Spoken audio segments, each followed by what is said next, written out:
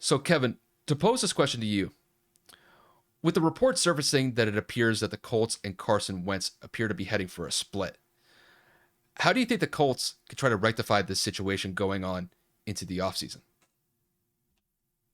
I'm going to be honest. I don't know. I don't know what they're thinking. I don't know what it is that they have on their minds. Typically, in a situation like this, you would assume with common sense. Again, this is an assumption. I'm hoping that they have a plan.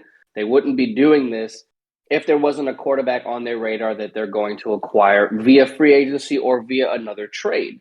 We already know that the quarterbacks in this upcoming draft class are nothing spectacular. I'm not going to go trade an experienced veteran quarterback that statistically is coming off one of his best years in the last few to go get a rookie that is unproven. For that, we go with Sam Ellinger that was behind him, our now second year quarterback out of Texas, as opposed to going and drafting another person that we don't know how they're going to produce. Now, the front office has been said to have leaked that they are looking to either cut him before the March 18th or March 19th deadline, which $15 million for a contract bonus or whatever it is, for him making the active roster will be due to him. So this move is going to happen relatively quickly. It's obviously the 17th of February. We still have a month to go, but they said that, the reports that we're getting are from Jason Spears and Luke Diamond. Both of them for the Culture podcast have been the absolute phenomenal best source of information for all Colts news. Kyle can vouch everything that they have predicted in the last two seasons, whether it was a free agency signing, someone getting cut, or a trade happening. It ended up happening. And not many sources that are not verified, like a Chris Mortensen and Adam Schefter or Shams, happen like that. So, as I was saying, Carson Wentz is probably going to be out the door after 1 year. Now, I know what everybody's thinking. How could that happen? Carson Wentz had a great year statistically. Carson Wentz had the best year he's had since arguably 2017. He did. 62% completion percentage, 3,563 yards, 27 touchdown passes, 7 interceptions. Touchdown to, interception ratio extremely high. Low. And then overall as a quarterback rating, 94.6.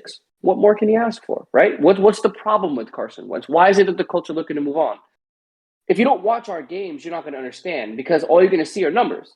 I'm not going to know a lot about the Patriots because I don't watch the Patriots in and out. So I would expect to get that information from Kyle. The biggest thing that I've noticed as a Colts fan and what Colts fans are saying all over the internet are, of course, Carson doesn't step up when he's needed. The big moments, the clutch moments, the moments that we need him to hit, he doesn't. Now, those 7 interceptions, I know what you're thinking. It's only 7. But the timely situations in which he threw them were games in which we needed to win, games in which we were behind. Now, I've been shitting on Frank Reich's play calling all season long, so I get that, some of this has to do with him. But that doesn't fix Carson missing open receivers. Carson forcing a situation, a.k.a. the second Tennessee game where he threw it left-handed, a.k.a. when he's trying to roll out of the pocket and get stripped. He is the most strip-sacked quarterback or has the most quarterback fumbles since he's entered the league in 2015, 16? Whatever the hell that was.